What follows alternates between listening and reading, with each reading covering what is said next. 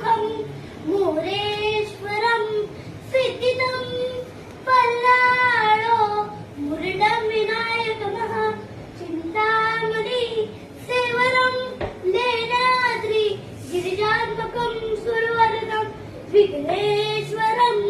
ओदरं ग्रामे रांजन संस्थितं गणपतिं कुर्यात् सदा मंगलं शुभम्